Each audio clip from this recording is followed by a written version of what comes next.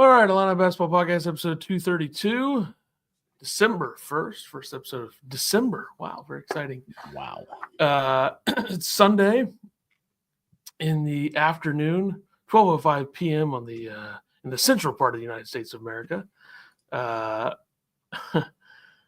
Illinois coming off of a win on Thanksgiving afternoon and kind of saved a lot of people from a lot of people probably have multiple screens around them when they're watching sports these days. But I think if you don't and you only have one screen and, maybe I'm talking about the senior citizen people in the country, like you're only watching TV, you don't have a phone that you can watch it on too.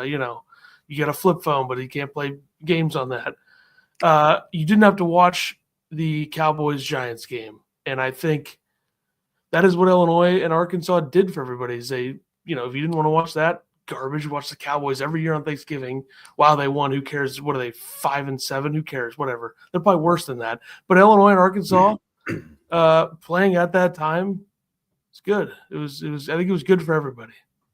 Yeah, it's definitely good for Illinois fans. Got out to an early lead, kept that lead, which Illinois has struggled to do over the last few years. So it was good to see that. And the Europeans were phenomenal, along with the other senior leadership that isn't a senior, that's actually like a sophomore. I don't know what he is. Anyways, player of the game. I went with Kasparis. You went with Kasparis. I think Tommy kind of had it in the bag until Kasparis, had that little 10-point finish for Illinois. 34 minutes for him, 7 for 13, 2 of 5 from 3, hit both the threes in the closing minutes, 7 for 8 from the line, 23.6 rebounds, 4 assists, 5 turnovers for him, which, he's been turning the ball over a little bit, but that's all right. Step back 3 might be the best shot Kasparis has in his game, I think, right now. That it seems like every time he does it, it goes in. So did it 2 times late, got to the free throw line when he needed to, hit a big shot from the elbow once. So he was the closer of this game. Brad's always had closers. I don't feel like he necessarily thinks Kasparis needs to be that guy on this team. He thinks that it will be, other guys when needed. But this game, it was Kasparis, and he was really good at it. Yeah, I'm starting to realize I think the J is something that nobody says in his name. Arcuchionis. Yeah, I think I'm behind on that, but I like it how you say it better, though. So. Well, I'm going to say that everybody else says it now. They ruined it. Yeah, we'll talk about Tomislav here in a little bit, but he was really, really good for most of the game. And they needed somebody to come in and make sure that the lead stayed where it was, because the lead was, at least 9 points pretty much the entire game. They came out firing. Humrickhouse hit a couple big threes early. Yeah. Kasparis, there's just he is the type of player who can have a game like this where he had 5 turnovers, but he was also like really, really good at everything else, and you don't even think about the 5 turnovers. Right. I don't think any of them were egregious where you're like, oh no, that might have cost Illinois something, or yeah, to the point where you're upset about them. Again, I just pointed out because he seems to have half the team's turnovers most games, but so it's the way it goes, when you have the ball in your hand most of the time, Brad kind of ran the Kylan Boswell point guard at the beginning, Kasparis in the second half like he did in the last game. Will Riley was the point guard a few times. Squared Circle Squares wants to talk about Will Riley, which we'll get to eventually, but stick around for that. Brad said of Kasparis, quote, you don't coach that. We weren't drawing up plays for him. That's why next level people love him. I have had him a very short time, and I wish I could take credit for all that, but I can take credit for none of it. He's got a gift. I don't doubt that he is going to make the right plays most of the time. So pretty good from a young lad from overseas. Yep. I think Tomislav and Boswell could have both had a chance to be players of the game. I thought they were both very solid in this game. Boswell scoring the ball pretty well and defensively. Tomislav was unreal from three. He played 30 minutes, 7 for 14, 6 of 9 from three, 1 for 2 from the line, 21 points, 10 rebounds, 2 assists, 2 steals, 3 blocks, filling up the stat sheet. So I was kind of surprised, he started hitting some threes, and out of the pick and roll, Arkansas just failed to come out on him. His brother failed to guard him on the pick and roll. So, or I pick and pop, I guess. Which I think I texted you during the game and said, do you think he's just trying to make his brother look good for the NBA scouts? And you said absolutely not. That would be a weird thing to do. It would be. Big Z did block him once on a 3-point attempt. So I don't think that it was. I just think that, maybe Coach Cal doesn't know how to guard the pick and pop. So Underwood did say, quote, he took about 8 dribbles into a post up, and we told him, I don't want you posting up. It's modern day basketball, recruited for it, and we got guys that can do it. Hopefully we can keep growing and keep adding. This was the offense Brad wanted. They haven't successfully done it from three like they did in this game. Illinois is going to be really hard to beat if they shoot the ball from three like they did in this game. I mean, if you have a 7-footer that can just come out and make 6 threes. Yeah. I mean, shoot it at 75% or whatever it is. Yeah, there's nothing old school about the way that Brad Underwood teams play basketball these days. I think there's something to the fact that this team, I think, will show toughness throughout the season. I think there is toughness with this team, but the way that they play and the style that they play is new school, and that's great. I'm perfectly fine with that because you can come out in a game like this and absolutely expose an Arkansas team who can't shoot the basketball. Like Calipari, I guess we could talk about him a little later, but my God, it's just their roster is very, very poorly constructed. At least it seems that way to me. Especially when you go out and you get a guy like John L. Davis, who that's supposed to be your perimeter guard who can shoot it and light it up. And he's done nothing. He's been bad. I think he's playing with an injury, but like this is a guy who at 4 years at FAU did a lot of winning, shot 41% from three last year, shot 36 the year before that, 35 the year before that. And he's come out this year, he's shooting 32%. So it's not awful, but like you probably need him to shoot more, especially in a game like this. Yeah. He took 3 shots in this game. He took 9 shots, went 0 for 5 from 3 in their game against Baylor. And it's just the roster, the mix to me is not good. They have some really, really good basketball players, but it just doesn't seem to mesh very well. And when you make 5 threes, which is 1 fewer than Tomislav himself made, like Illinois made 15 threes, they're probably not going to shoot it better from 3 than they did in this game, 15 of 31. Right. And it just seems like Arkansas is behind with – also, there's like no amount of talent that's going to make Calipari look like he can coach. Like that's just the way it is. That's what he is now. He can't do it in this era.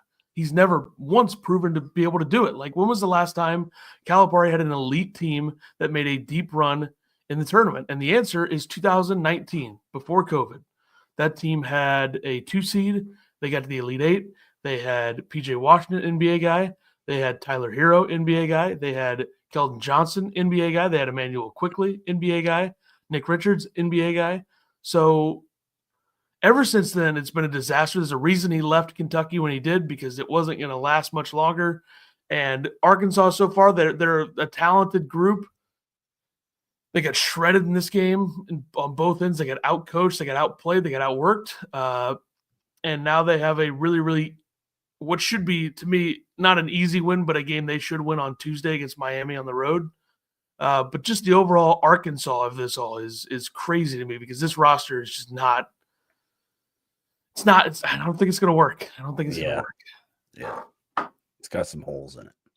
Arkansas fans shouldn't be surprised either. They had a coach who was a winner in this era, in Eric Musselman. He leaves. Now you bring in a coach who is a loser in this era. So congrats on that.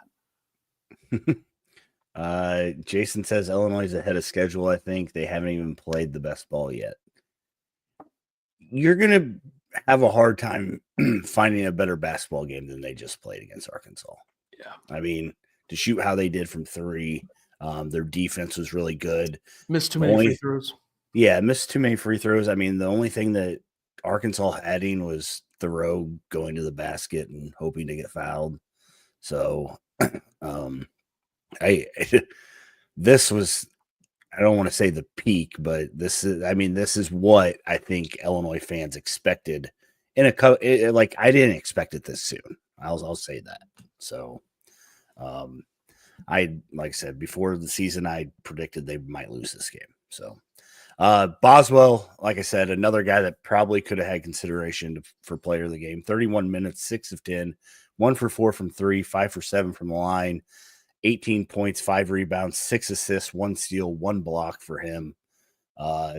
He had 3 turnovers, but again, your point guards are going to turn the ball over sometimes, so it is what it is. But his defense on Boogie Flan once again was phenomenal. Boogie went 2 of 12 with 8 points, 0 for 3 from 3, got 4 of his points from the line. Underwood said, quote, Boogie is probably the best freshman guard in the country. Might be a stretch, but he was in some foul trouble. That is the KJ Kylan factor, having to defend those guys downhill and their drive. Kylan is 4 for 4, starting with the Sears game and the 2 home games against 20-point perimeter scorers and making it hard for them. I mean, the better freshman guard is on your team, Brad. Yeah, Boswell, you can really tell that the chemistry between him and Casper seems much better than at least how it went for Boswell in Arizona last year. By the way, Arizona looks terrible. We'll get to that. But Boswell next to KJ looks a lot more comfortable than Boswell did next to Caleb Love. And that's probably because Casper's is a creative and unique and interesting guard, while Caleb Love is none of those things. And Boswell was really good in this game. Like, the fact that this guy's 19 years old is crazy to me. He's a junior. He's played a lot of college basketball already, which was a huge factor for, I think, why Illinois really, really wanted to get him. They wanted him out of high school, obviously, too. But the way he can go to the rim and score, he goes 5 for 6 from 2 in this game, 1 for 4 from 3. He'll find it. I think the track record says that he'll find it. He had a couple in and out this game. I mean, he's 7 for 31 this year, shooting 22%. It's not going to get worse than this. Right. Last year, he shot 38%, made 66 of them. His freshman year, he only shot 77 of them, but made 30 of them for 39%. So I think it'll get better. And it is getting better. I mean, 25% is like the best he's shot in a game since the Oakland game from 3. Yeah. So there you go. I mean, he is, 3 for 14 in the last 3 games. So, that's not going to help your numbers. But he did everything else really well. 6 assists, block, steal, 5 rebounds. I mean, 5 for 7 from the free throw line. I think one of them went in and out. Free throw shooting, we'll take 5 for 7 after the way he started. The shot's going to get there because everything else has been there. The playmaking, the knowing where to be and what to do in the offense, the defense has already been, I mean, by far he's the best defender on this team. Like, it's not even close. Right. And he's got he's only 19 years old, but he's got the body that's ready to play it. That's why he played as much as he did at Arizona his first years. Like, he's built in a way where you can do a lot of things with him on both ends. And Tommy Lloyd did that at Arizona. Brad's doing it now with him at Illinois.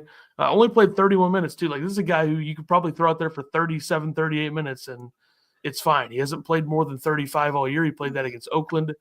But I think we should feel very good about where Boswell's at right now, even though the shooting hasn't been there yet. Yeah.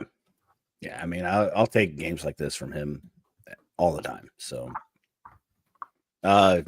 Big Hummer, 29 minutes, 3 for 4, all threes, 9 points, 2 rebounds, 1 assist, 1 steal. Like you said, he hit some big threes, helped Illinois keep the lead or extend the lead. Maybe like to see a few more rebounds out of him, but I mean, other than that, I got nothing bad to say about Ben. He's doing what he needs to do. So, but a very, very efficient game. I mean, he had 29 minutes, scored 9 points, made 3 threes, 3 of 4 from 3. We'll take that all day. I wanted to see him shoot a few more, but that's fine. A couple rebounds, assist, a steal. Came out and made a 3 early, then made another 3 early. I think it was, 9-0 to start or something? I think so, 9-2 or something like that. Yeah, he was good. He's been shooting really well, and he hasn't really had a game where he hasn't shot it. I mean, outside of Oakland, I guess he's 2 for 7, and Maryland Eastern Shore, he's 2 for 8. But guess what? 4 for 15 in those 2 games. But on the season, he's shooting 43% from 3, and he's made 18 of them. That's just ahead of his pace from last year. He shot 42% last year. His numbers outside of that have all been pretty comparable to his one season at Evansville. His free throw shooting is a little bit worse, which shouldn't be a surprise, but he's only taken 8, so it's early with that. But I don't think he's a guy that needs to play 30-plus every game, and he really hasn't. I mean, only 2 games he's played 30 or more. Yeah. So 25 to 29 minutes, 23 to 29 minutes is good with me. He was good, though. Yeah, he was fine. Next guy, not so much. Trey White, 11 minutes, 0 for 1 from 3, no points, 2 rebounds. And there's been some comments in the chat already. Should Trey White, maybe not start? I know that we've talked about it since the beginning. I mean, does it matter if Will Riley's playing 29 minutes and Trey White's playing 11? Who starts? I don't think it does that much. I still think that Brad has a lot of faith that Trey White will come around. He seems to think that, he's going to get better. So I'm going to trust Brad in that. Not a good game for Trey, but again, you have enough guys on the bench or, that you don't have to worry about one guy having a terrible game. So I'm okay with it. Yeah, it's fine. It's fine. All right. Will Riley, 29 minutes, 2 for 9, 1 for 5 from 3, 0 for 1 from the line, 5 points, 2 assists, 1 steal. So you guys don't want Trey White, but you want Will Riley to start. I thought this was Will's worst game. I thought that he looked uncomfortable. I thought that his footwork was super sloppy. It looked like he walked maybe 3 or 4 times in this game. But you could tell there were points where Brad said, Will, get the ball, go make a shot, go do something. And that's what Brad wants, and that's what he's going to do. But I thought Will struggled in this game, and he played 30 minutes. So I don't know. What are your thoughts? I mean, yeah, it's probably I mean, the Oakland game was pretty bad too for him, but this is his worst game given the expectations maybe. Didn't rebound the ball at all, which is something he has been doing. Right. He had 7 rebounds against Eastern, 7 against SIUE, 4 against Oakland, 9 against Alabama, 3 against Maryland Eastern Shore, 2 against Little Rock, and now 0 in this game. Had a couple of assists. Didn't turn the ball over. He's only got 3 turnovers all year. Still shooting 50% from 3 after going 1 for 5. But good learning experience, I would say, for him. He didn't look good. But Arkansas has some good individual on-ball defenders. So I mean, they were the number 9 adjusted defense or something coming into this game, right? 6. So you didn't think they'd score as much? Okay, interesting. I didn't. I got Arkansas pretty close though, didn't I? I said 72, I think. So I think I had 81 for Arkansas. Yeah, so I was closer. Nice try. You were definitely better. So 84-81. I underestimated Illinois. Should have kept my first prediction.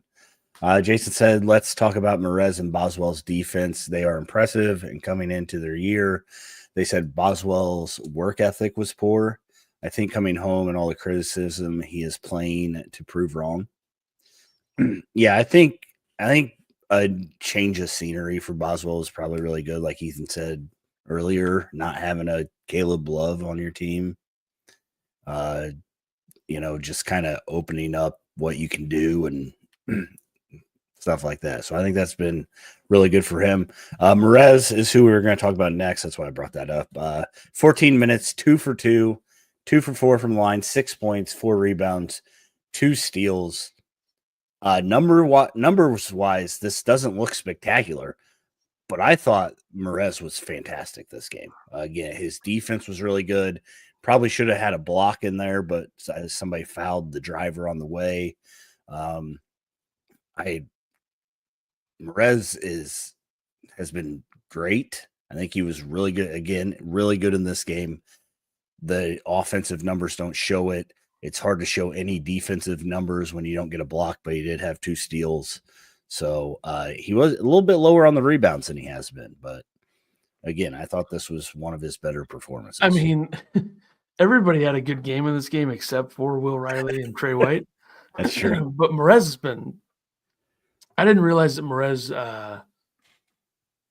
well, I think it helps the weight that he put on. But, like, as a defender, he's, like, really, really, really elite. I didn't think that would be the case right away. And if that's what he's going to bring, that's why he's playing as much as he is, and Kerry Booth is not really playing at all. That's just what it is. Because Illinois already has enough stretch guys that can shoot it. They have Humrickhouse, 6'9", can shoot it. Tomislav, 7'1", can shoot it. Will Riley, 6'8", can shoot it. Merez, 6'9", but he weighs 255, and he can block a lot of shots, and he just seems to be in the right position most of the time. So very happy with Merez so far, as is Brad. I hope Brad realizes that I'm also thrilled with what Merez has done so far. Yeah, Brad said, quote, I couldn't be more pleased with what Merez is doing on the defensive side with his presence. So you and Brad both very happy. Here's a poll question for the Illini fans in the chat right now. Would you rather have Merez Johnson or Dane Danger go? Jeff's not here, so I think we might be 100% Merez. He can comment on it after and throw a vote in there. Yeah. DGL played 14 minutes also. 2 for 3, 1 for 2 from 3, 5 points, 1 rebound. This I like this version of DGL more than the super aggressive get a few shots up that probably shouldn't take. Shoot when you're open, pass when you're not. That's what I want to see from DGL. So thought he was perfectly fine. I'm assuming that 3 that he hit, DGL, the 3 that he hit was either to put them up like 12 or 14, because that's like every time it got down to like 9 or 10, somebody would hit a 3. Somebody would hit a 3. Yeah. Yep. His didn't even like touch anything. It just, bang. Bang. It went bang. Jake Did Davis. You yell bang when he made it? No, just give it one of these. Old golf clap. DGL played. Jake Davis played 7 minutes. Jake Davis played 7 minutes. Hit a 3 from the corner, wide open. There you go. It seemed like Brad put him in because they were kind of laying off. Trey White wasn't making shots, so he said, "Let's throw Jake Davis out there. They won't guard him." Wide open. Foul trouble too. Foul trouble. There was a little foul trouble. Trey only ended up with 2 though, right? Anyways, train of thought lost. Oh, he had and then he passed up an open 3 to make sure that he got the big hummer for 1. So I will take that from Jake Davis. I thought he was good in the 7-minute run he had. So, and then Kerry Booth, 1 minute. Yep. I'm gonna let my dog go. Kerry Booth, 1 minute. Nobody's too surprised. He just hasn't played consistent minutes. That's fine. I'm going to go out on a limb and say that I don't think Kerry Booth came to Illinois thinking that he was going to play 48.9% of minutes like he did at Notre Dame last year. He's played 20% so far. He's played 7 minutes in the last 2 games. If you take away the Maryland Eastern Shore game and you go from the last 4 games, not counting that one, folks, he's played 14 minutes total. So that is what it is. I mean, he's got a lot of talent. He's got a good shot. He can come in spots, but he's not really a rotation guy so far. And the 3 games where he did play more than 10 minutes, Illinois won by quick math 45 in one of them. Then they won by 32, and they won by 47 in the 3 games where he played double-digit minutes. And he has yet to make a 3 in a game against ranked opponents. Alabama 0 for 1. This game didn't shoot. So Kerry Booth, talent. Hope he stays next year, but right now it's just not. It's not going to be there, and that shouldn't be a surprise to anybody because I don't think he came here expecting to be a guy who plays 20 minutes a night. Yeah, I hope that he was, seeing what this offense will be. His dad's an NBA GM. He should be able to evaluate him. Yeah, put on a little weight, get a little bit better defensively, and I think he'll be ready for next year. So yeah. Hopefully he's all right with that. Apparently Ty Rodgers was on the bench chanting Nuggets, so he's still active in the game. I'm sure you love that, don't you? Just like Sincere Harris last year. Yeah, hopefully. Oh wait, never mind. Shout out to Sincere. Yeah, West Virginia's playing good ball. Yeah, some good defense coming out of there. He can't make a bucket, but hey. Other notes and quotes, 11 turnovers. I'll take that all day against the number 6 adjusted defense in the nation. 16 assists on 30 buckets. Pretty good. Brad said that he was really happy about the effort. There were 4 plays where the ball was on the floor. Every time Illinois went after him. We're battling for those. I think Will Riley was on the floor once, so good for him. Mitch says, really hope the Illini can play great basketball and beat Northwestern and Wisconsin to start Big Ten play 2-0. I agree. Brad, I got a couple quotes here. He said, quote, we've come a long way in a short amount of time, and these two guys, speaking of Tommy and KJ, coming across seas, we're expecting a lot from them, and boy, are they delivering.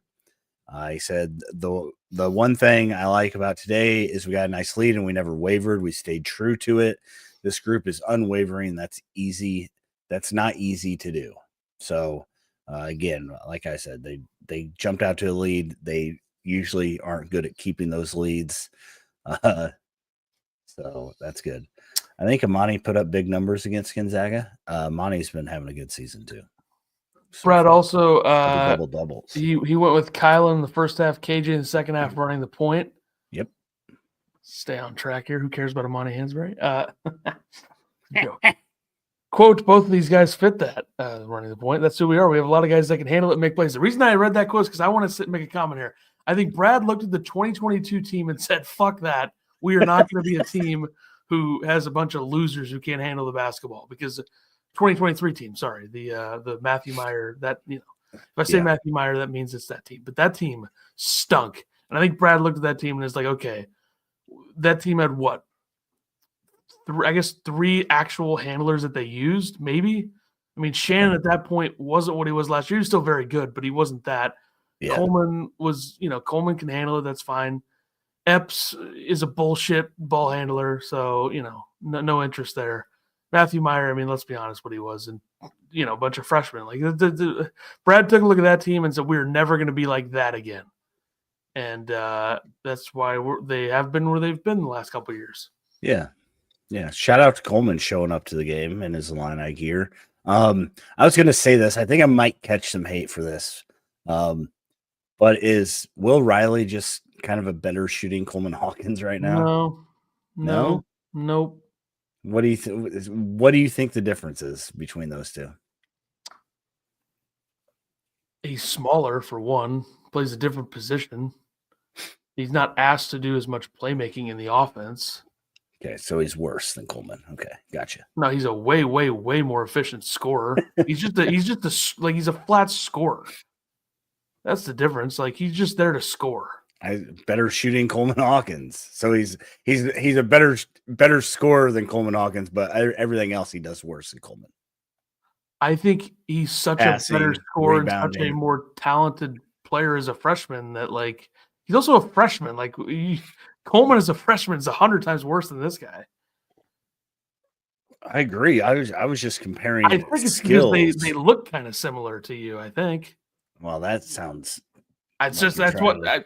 Paint me like something. Wondering stuff, Quackle says much more agile and can handle the ball. He's not. I wish he was more like Kevin Durant. That's my. I just like when he is handling the ball. I know he doesn't turn it over, but he looks like he's on ice skates or something. I just can't. That's why I said what I said about him in the summer. Yeah, I don't know how to explain it, but it seems uncomfortable. Like I know that he's not turning the ball over, but it makes me uncomfortable when he's doing it. When he dropped 40 or whatever it was in that game in the summer or whatever, Yeah, it was the clunkiest 40-point performance I've ever seen. Like, it doesn't look good, yeah. but it's good. So I think we just gotta, I'm not ride the hating wave. on him. Tennessee's gonna be a really tough one for him. Yeah. Good thing it's a home game, I guess. But Yep. yeah, let's dress Arkansas down real quick here for a second. Okay. I don't know what that means, but okay. I think that's what people say when, like, in a hockey locker room where you're just destroying your team or going after the other team, like talking, like this team sucks and all that. I'm not gonna, Okay. anyway. Is it Thero? I think so. Okay, he wanted his name changed or something. Okay. They talked about in the broadcast. So Arkansas's most effective way to get points in this game was either giving it to Zvonimir and him knocking down a 3, went 3 for 6, or it was giving it to Thero and having him just bowl his way down underneath and getting it called 90% of the time. He goes to the line 21 free throw attempts. He has never in his entire career had more than 10. And that was last season he had 10 at Kentucky. Or this season he had 10 against Little Rock, I should say. 12 for 21 from the free throw line. So good thing he was awful from it. I mean, he's taken 51 free throws this season through 7 games. He took 21 and 1. He took 55 last season. He's playing way more minutes, I will say that. But he took 88 combined free throw attempts his first 2 seasons at Kentucky. He's taken 51 already this season. He's fine. I mean, he's strong and he can score around the rim, but like the cowardly offense right there. Cowardly. And then the Arkansas fans apparently at the game were complaining with the refs. They had 5 more free throw attempts. They had 2 fewer fouls called on them. They had a guy who shot 21 free throws. Like, what? You can't complain about the refs if that happens. And the people said something like, now Illinois fans know. I think it was an Illinois fan who said, now they know Shannon last year. Like, Shannon is talented at a chance. Like, throws talented. He was a finisher. Yeah. But I mean, shout out to him. He was aggressive when he got the ball, and he knew they were going to blow the whistle. So I mean, as a player, you take advantage of that. Yeah. As a fan, of the other team, you're pissed off about it. But I mean, he knew there's the only way they could get points on the board. So, well, it's Zvonimir. Zvonimir. Some of them were atrocious. Balls. What kind of coaching is it that you have Zvonimir Ivisic play 22 minutes in this game? Like, what the hell is that? I mean, I guess this Billy Richmond is NBA talent, according to Brad Underwood. So. No, I would play him. Yeah, that's fine playing him. But I'm saying, like, why is I don't know, why is Jonas Adu out there for 11 minutes when Illinois is not even like going in the paint to score? And True. Why is DJ Wagner why is John L. If John L. Davis is not going to shoot, why is he playing 32 minutes? I just think that Arkansas is a disaster right now. Like, they're 5-2. They have 2 good losses. They lost neutral site to Baylor and Illinois. That's fine. Those are good losses.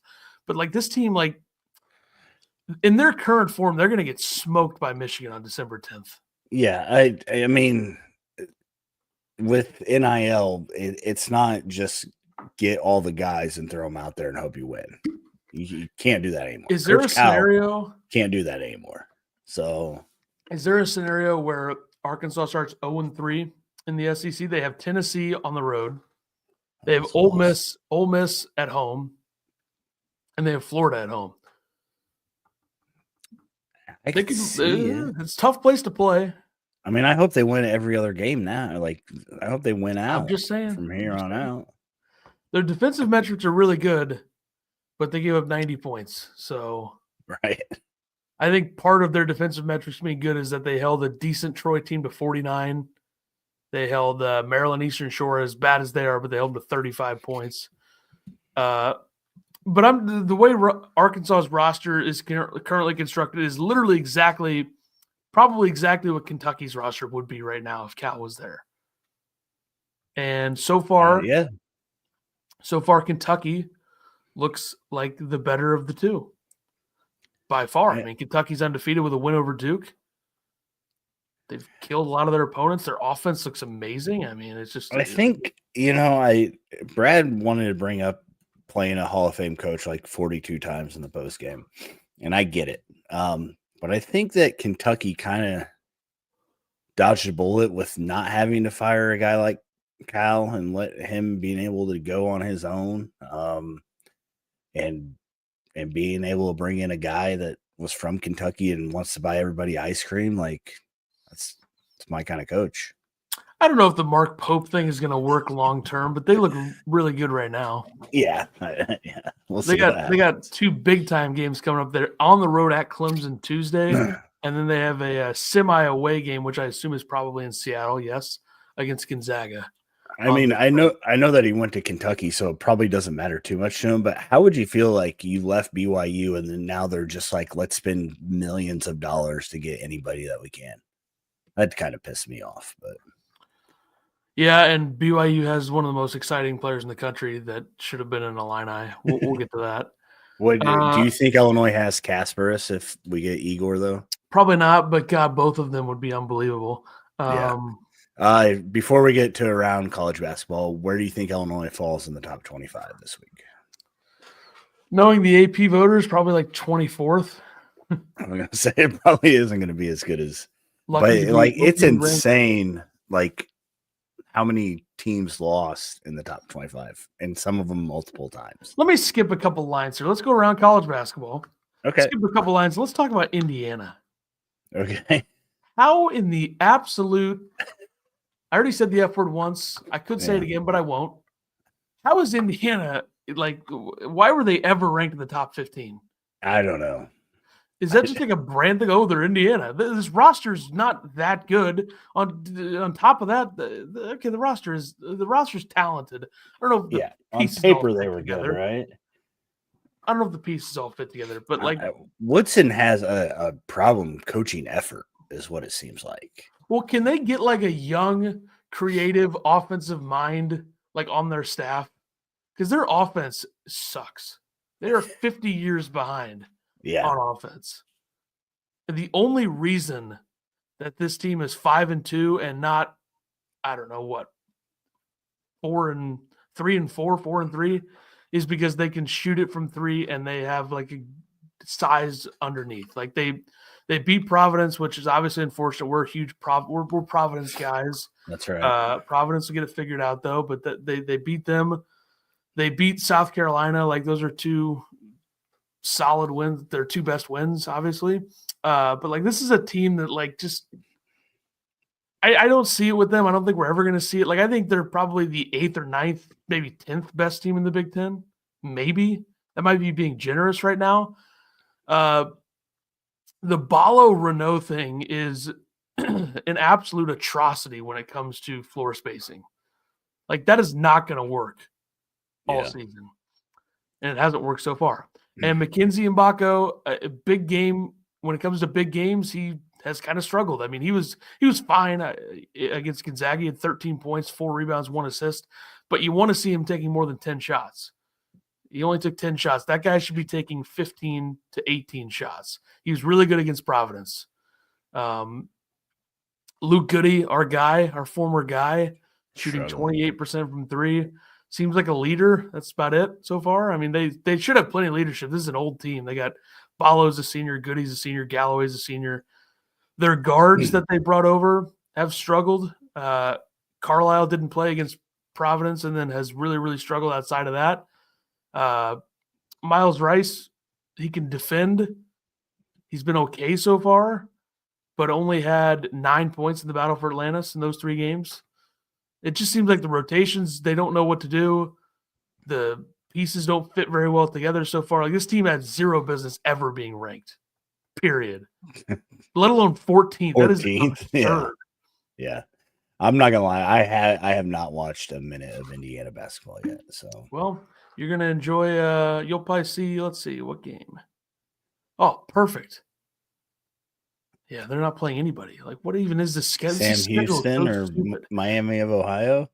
Sam Houston State will – their next 2 non-conference opponents will keep it within 15, guaranteed. maybe not Miami of Ohio, but Sam Houston State's pretty good. But like even the Big Ten schedule, they start Minnesota, Nebraska. Like, what are we even doing here? Right.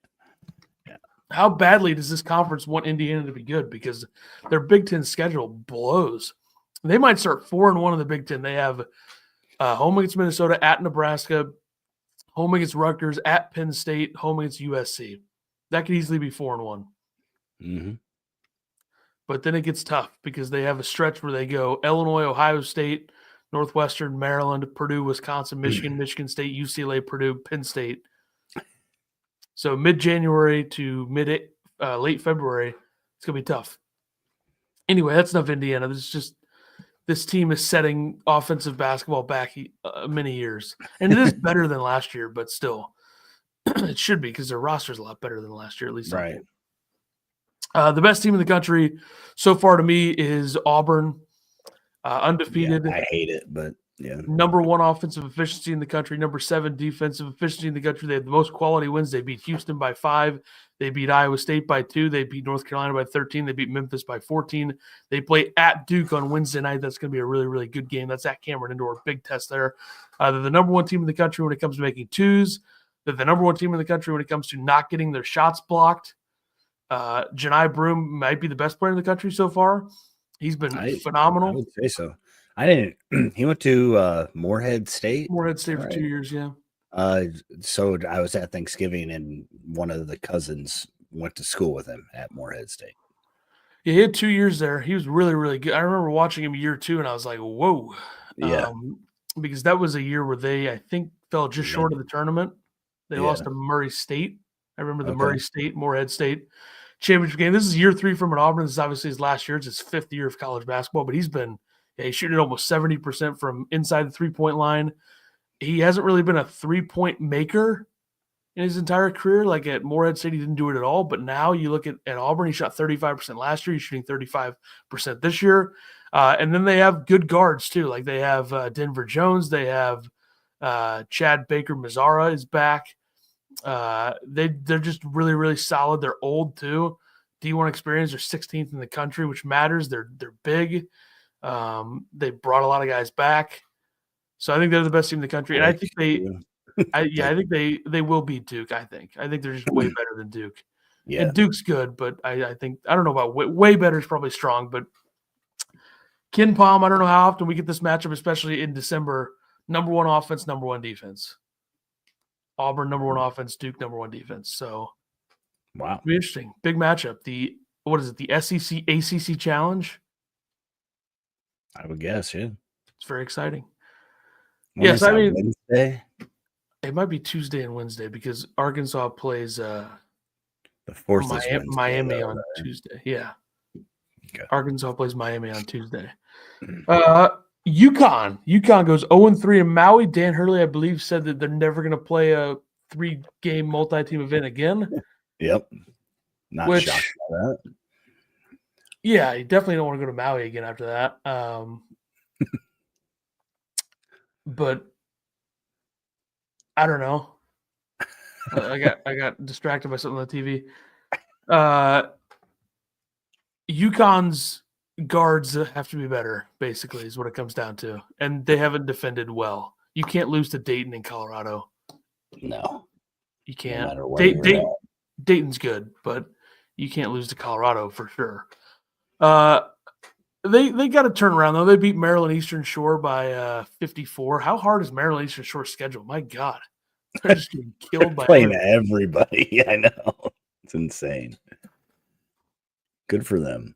Probably making a lot of money doing that. So yeah. UConn's got Baylor on Wednesday, so that'll be a big game that's in stores. But I think their offense is fine. I mean, their defense has just stunk. I gave up 85 points to Dayton. I don't know. Yeah. I think they'll figure it out. They're just not.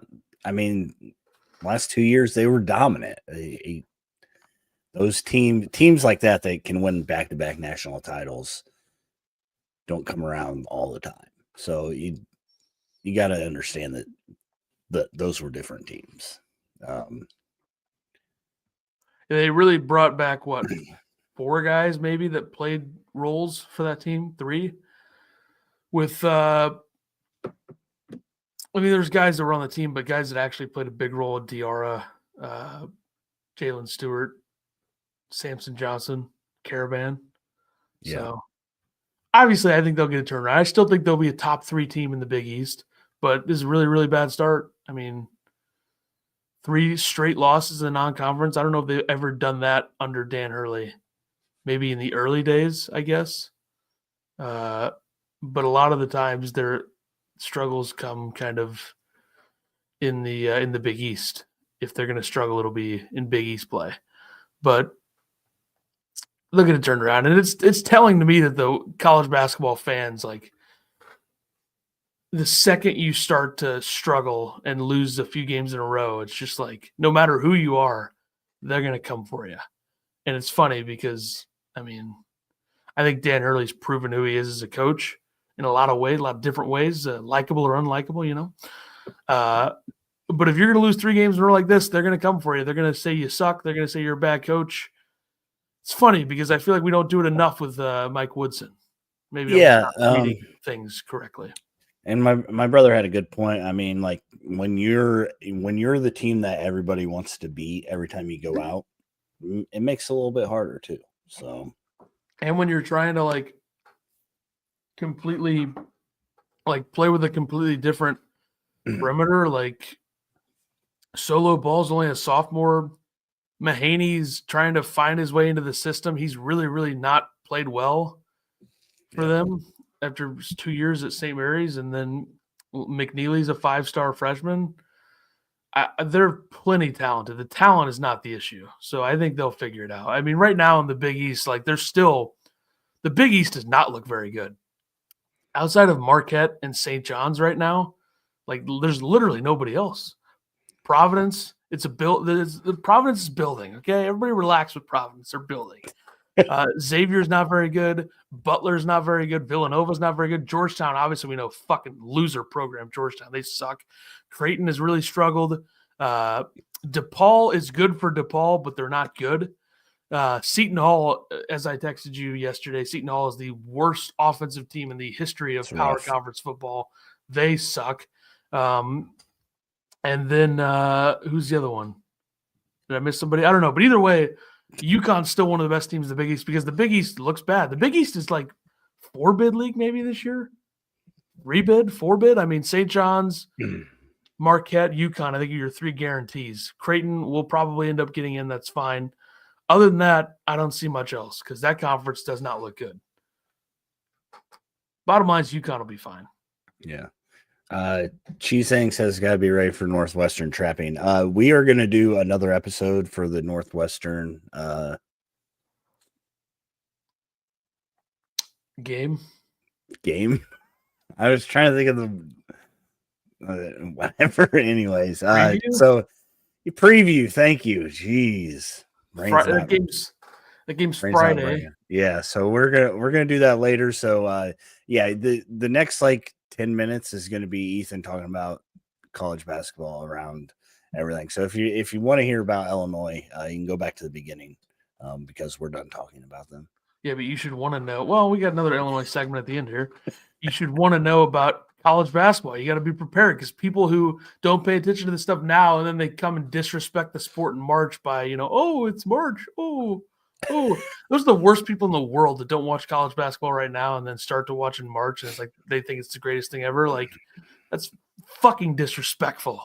Anyway, I was going to say Northwestern, I didn't see the whole thing. There was a whole thing with them. I guess they got screwed. That's true. Yeah, they did. Clearly going into the shot, I think, was it Barnheiser? Makes the 3 down 3 from half court. They call the foul before the shot. And it was all because they went over and asked Thad Mata. Is Thad Mata at Butler now? Is that who's there? Yeah. They went over and asked him if he was going to foul, which, yeah, but you still got to foul before the guy gets into shooting motion. That was an insane call. But so we'll get a look at Northwestern Tuesday night. They play at Iowa. That's their first Big Ten game of the season. So we'll do the preview after that. That's kind of part of why we wanted to wait is number one, the game's not for 5 days. Number two, Northwestern has another game. So it'll probably be Thursday, right? I mean, can't do Wednesday. It would have to be early Thursday because I have to work Thursday evening, afternoon, evening. Can't you do it from your job? That would be a weird thing to do. I'll text your boss, see if it's all right. That's a weird thing to do. All right. UConn, North Carolina, Arizona are all top 30 teams on KenPom with 3+ losses. Arizona or Houston also joining this list. Part of this is scheduling. Part of this is these teams don't look very good. Houston, I think, they're fine. I think Houston's fine, but they're 4-3. You have North Carolina starting to slip a little bit. They're 4-3. Arizona looks terrible. They're 3-4. They're 30th on KenPom right now. And then UConn doesn't look good. They're 5-3. So some early losses, and that's probably what happens when literally it feels like every team in the top 30 on KenPom is playing another top 30 team. Each other. That's what I was going to say. Like that, I think that like the amount of good games this early it seems like more than it usually is. Alabama's going out and scheduling people. I think that teams are figuring out that you schedule good teams early because it doesn't matter as much if you lose them, as long as you continue to do well afterwards and in your conference. So it's made basketball a lot of fun this last week. I know that. Certainly. But Arizona is the one specific one that I wanted to talk about for a second. Good. I mean, this team looks horrible. They got lost by 15 to Wisconsin at Wisconsin. They lost by 14 to Duke at home. And then they go into their neutral site event, which was the Players era. So was that theirs? No, I think they played in the Battle for Atlantis. Oh, they were in the Battle for Atlantis. They beat a decent Davidson team. Like Davidson's not that bad. They beat them by 30, so that was good. But then they lose to Oklahoma by 5. Oklahoma's playing hard ball. Porter Moser obviously can coach, and Jeremiah Fears looks good. I never discounted. Nobody was a bigger Jeremiah Fears guy than me when he was committed to Illinois. So obviously it's disappointing that he didn't come to Illinois, but I'm perfectly fine with Illinois' backcourt right now. And they beat West Virginia in overtime by 7, or they lost to West Virginia in overtime by 7. So 3-4. They got UCLA coming up on the 14th. That's going to be a big-time game there. That game is Saturday the 14th. That's, I think, right before the Illinois-Tennessee game. That's on ESPN2. That's in Phoenix. Big spot for UCLA, who looks good this year. So after that, a couple teams that stand out to me in the top 10 right now, teams that haven't been in these spots in the last couple of years. You have Florida is the number 8 team on KenPom in the country, 8-0 start to the season. They don't have any quality wins yet, which is really the problem for them. Their best win is at Florida State, which I guess could be quality if your measurement of quality is different than mine. Okay. They're very talented, though. I mean, Wichita State's a fine, decent, okay basketball team. They destroyed them on our neutral side. This is a really good backcourt. They got Elijah Martin from FAU. They got Walter Clayton back. They got Will Richard. Just a really talented backcourt. Good, solid basketball team. Number 8 in the country on KenPom. 8-0 start. And then Cincinnati, 6-0. Wes Miller getting it going. They haven't played anybody yet, but they're 6-0. And this is probably the flaw with metrics, is that they're 6-0 with wins over Arkansas, Pine Bluff, Morehead State, Nichols, Northern Kentucky, Georgia Tech, and Alabama State. Yet they're the number 9 team in the country, and their defensive efficiency is 5th because they've given up 54, 56, 49, 60, 58, 59 points. So they play at Villanova Tuesday night. That'll be a big-time game there because Villanova should not beat Cincinnati if you look at the matchup on paper. But maybe they will. Cincinnati's got elite metrics with 6 games of playing nobody. Their strength of schedule is 337th in the country. They can't shoot free throws, though. That's the takeaway. They are the 13th worst team in the country from the free throw line. Everything else, though, they're great. Top 10, they're shooting 41% from 3. They got some good players. I mean, you look at the contributions this year of Jizzle James. I mean, that guy's played solid ball. he's a good playmaker. I mean, he gets a lot of assists. He's got 18 assists the last 3 games. Jizzle James, remember the name. It'd be hard to forget. They got that foreigner from Butler from a couple years ago. Remember him? Lucosius. Illinois was after him last year in the portal. He goes to Cincinnati. This is year 2 for him. He's been stroking it from downtown. 22 for 38 from 3 this year, 58%. Dylan Mitchell's there, the transfer from Texas. They got Aziz Bendiago. Remember him from Utah Valley. Illinois was interested in him a couple years ago in the portal with Justin Harmon. This is a good, solid, quality team. Should be really good in the Big 12, but they got to play somebody first. I think Jizzle James will have a good game at Villanova, though. Players that you should be watching right now. These are players that you should watch. We talked about Janai Broom earlier from Auburn. He's had a great season. Yeah. Cam Jones, Marquette, we all know about him. Yeah. John Tanji, a former Illini target in the portal. He's having a big-time season. He's had like 2 40-point games or something like that. If you remember. 235 plus.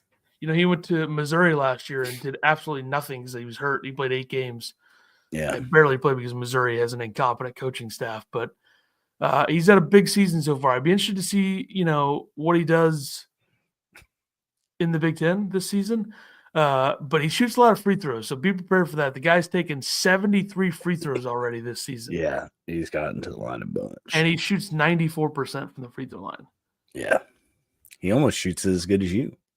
Yeah, almost. He had 22 free throw attempts against Arizona. So is it really a 40-point game if 50% of your points are from the free throw line? I don't know.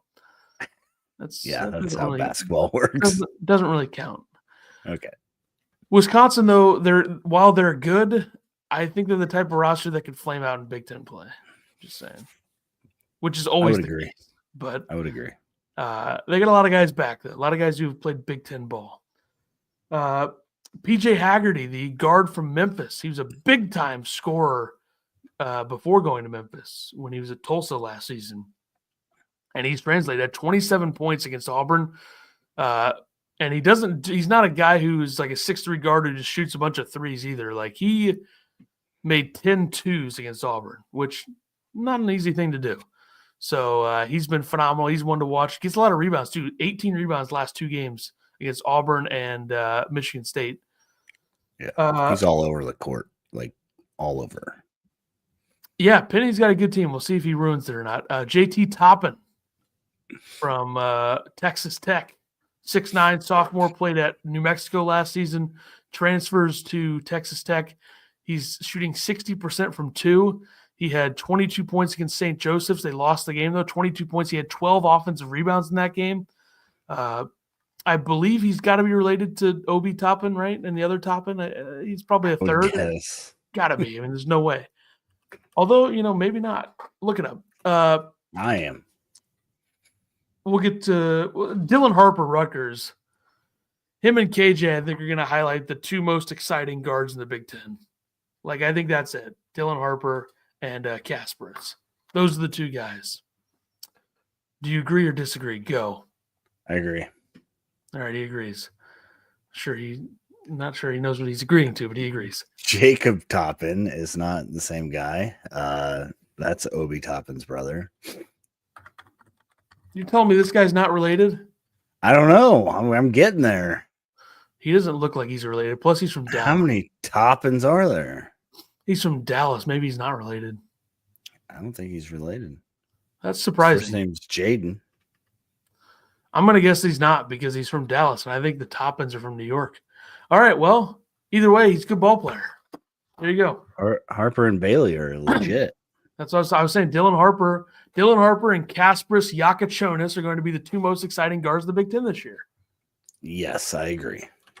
Dylan Harper is incredible, by the way. It's a shame that Rutgers has kind of struggled this year so far. Really good. They've lost a quality opponent, so they kept it within 5 against both Alabama and Texas A&M on a neutral site. Only beating Notre Dame by 1, that's a bit of a red flag. But then they obviously losing the Kennesaw State game, whatever. Okay, next Saturday at Ohio State is Rutgers, so that's a big-time matchup there. They have a full week to prepare for that. And they got to get more contributions from other guys like Dirk Hack and Jeremiah Williams and Martini and Somerville and Hayes. Like these guys got to play more ball.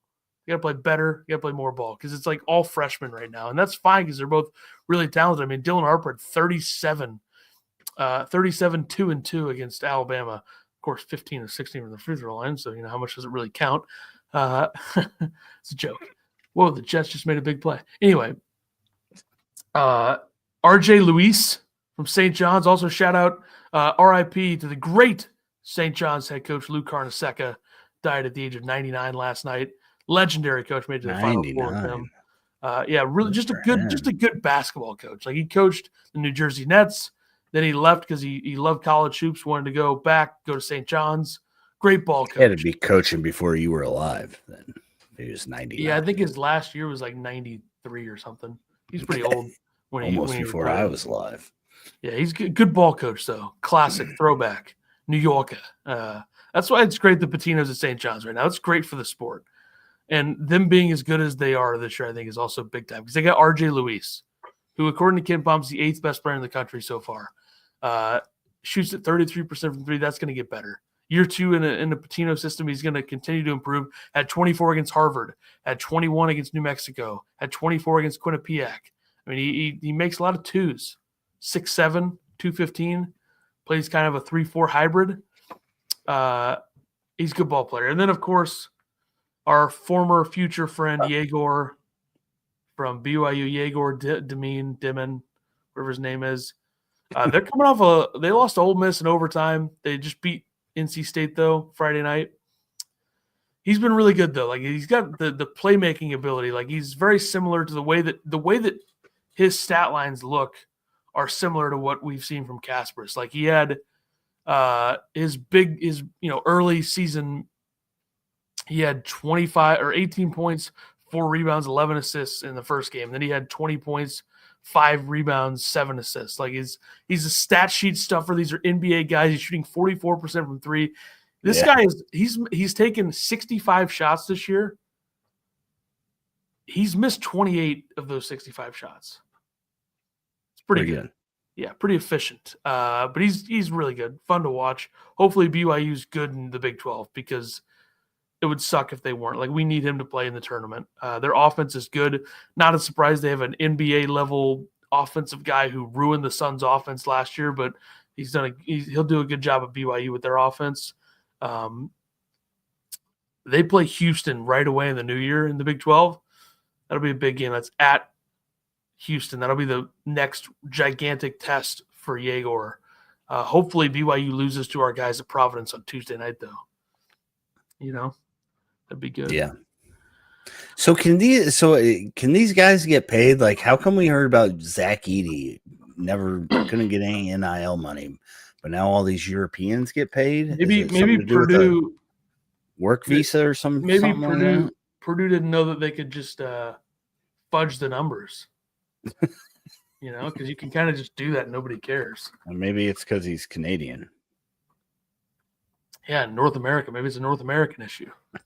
I don't know. It just seems weird to me. I don't get it. Anyways. Yeah. And then you also have NBA draft updates for the Illini that I threw in here. Okay. Nobody's commented in 4 minutes. They must hate this. Because you've been rambling for 20, but it's all right. Relax. It could be nice this year that the entire top 10 right now is projected to be all college basketball players. That's exciting. Yeah. We're back.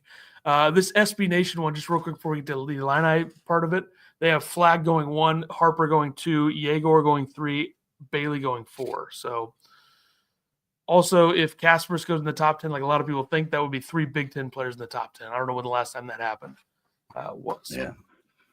So this SB Nation one has Kasparis going 8th to the Bulls. So the Bulls would go 2 Illini perimeter players. Could have had Shannon, but it's cool. This is what they say about him, by the way. Yakichona's combination of positional size, elite passing vision, rim pressure, and shooting upside gives him a chance to force his way into the top 10 discussions. The 6'6" Lithuanian point guard, as a case, is the most creative passer in this class. He has a special ability. There's an ad that just popped up. He has a special ability to manipulate the opposing defense and zip outlets, corner passes or corner skips, lobs, and pocket passes to his teammates for baskets. He's aggressive getting downhill and wide. He's not an above the rim finisher. He's already shown impressive craft in getting to the foul line. Jonas appears to have a lot of confidence in his jumper, with plenty of pull-up shooting flashes showing up on tape from his time with Barcelona. The consistency with his three-point shot and overall scoring punch will be under the microscope. There are a lot of traits here worth betting on. They have Will Riley going 20th to the Nets. They say Riley is a walking bucket. Skinny 6'8" freshman, showed ridiculous shot-making prowess on the Nike EYBL circuit, and that's carried over to the start of his freshman season at Illinois. Riley has awesome shooting versatility with the ability to hit shots from awkward angles with deep range. The defense will be a question mark, but Riley can continue to rise at the board if he shows progress as a passer. Don't use the word awesome in articles like this. Don't ever do that. It's just lame. Awesome shooting versatility. Don't do that. That's SB unprofessional. Nation for you. Yeah, it's unprofessional. Air Alamo, which I believe is a Spurs site for Fansided. This is from November 29th. They have Kaspar's going 13th to the Spurs, and they have Will Riley going 20th to the Mavericks. And then Bleacher Report, last update was November 19th. They got Kaspar's going 21st to the Jazz. I think he'll be in a better spot when they do an update. And then Will Riley 22nd to the Magic. So either way, they're both pretty solid first-round picks right now. I think Kaspar's will be a top 10 pick when it's all said and done. If he's not, there's some sort of anti-Illinois bias in the NBA if he's not a top 10 pick. Yep, definitely. So, all right, I think that's enough. I think we've done enough here. Oh, great hour-long show on a Sunday afternoon. Yeah, people should be thanking us for our service. Should be thanking us. Bootzilla said totally awesome. Yeah, that's unprofessional writing. They should totes awesome. Yep. All right. Well, we'll be back for 233. That'll be probably another. I would say we would do the preview against Northwestern and then another around college basketball and or the Big Ten thing as well. Yeah, sounds good. Don't forget, comment, like, subscribe, do all those things. Ethan always forgets to say it. Or he just doesn't care if you. I'm just delegating that to subscribe. You. Yeah, we do it after you talk, after you ramble for 20 minutes. Everybody turned it off. 76 viewers right now. 19 on YouTube. Yeah, so we got a bunch of Elon fake viewers over on Twitter. Follow us on Twitter at Podcast Illini, and then make sure to do the other stuff as well. Check out the Twitter account. Yeah, to know when we're gonna do the Northwestern episode. That's where we update everything. So yep. All right, we'll see everybody next time. Goodbye.